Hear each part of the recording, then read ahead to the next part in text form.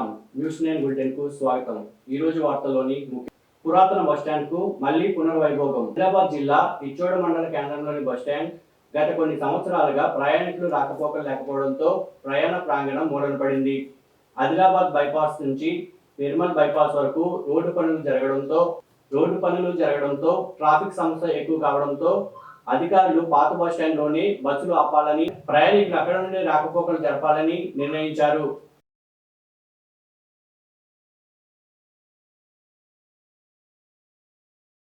ఉమ్మడి ఆదిలాబాద్ జిల్లాలో అధికారంలోకి వచ్చిన కాంగ్రెస్ ప్రభుత్వం ఏడాది పాలనలో హామీలను విస్మరించి అభివృద్ధిని గాలికి వదిలేసిందని ఆదిలాబాద్ ఎమ్మెల్యే పాయల్ శంకర్ ఇచ్చిన హామీని నెరవేర్చకపోగా కలబొల్లి మాటలతో కమిటీల పేరుతో కాలయాపన చేస్తున్నారని అన్నారు.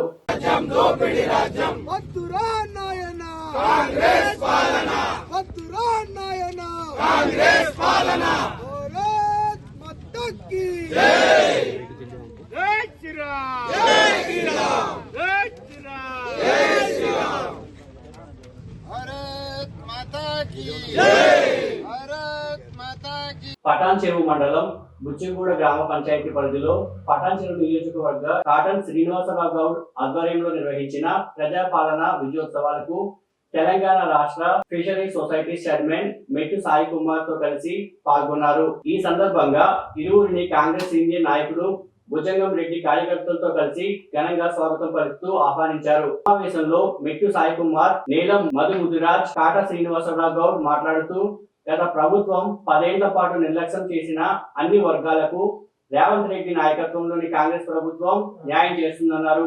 ఈ కార్యక్రమంలో టీపీసీసీ మెంబర్ శ్రీనివాసరెడ్డి, మహిళా కాంగ్రెస్ జిల్లా అధ్యక్షురాలు కాటా సుధారాణి పాల్గొన్నారు. అమీన్పూర్ మున్సిపల్ అధ్యక్షుడు శశిధర్ రెడ్డి అన్న గారు వీరందరికీ వేదికపై రావాల్సిందిగా మనం. జగిత్యాల జిల్లా మల్లాపూర్ మండల కేంద్రంలో కాంగ్రెస్ పార్టీ మండల కార్యాలయాన్ని ఏర్పాటు చేశారు. ముఖ్య అతిథిగా వచ్చిన కల్వకుంట్ల సుజిత్ రావు కార్యాలయాన్ని ప్రారంభించారు.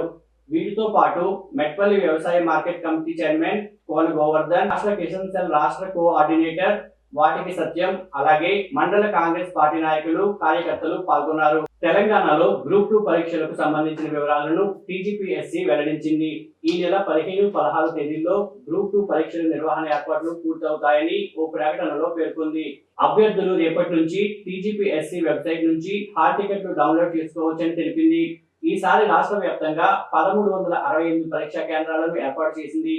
ఉదయం, మధ్యాహ్నం మొత్తం 2 సెషన్లలో గ్రూప్ 2 పరీక్షలు నిర్వహించబడతాయి. ఇంతటితో బులెటిన్ సమాప్తం. నమస్కారం.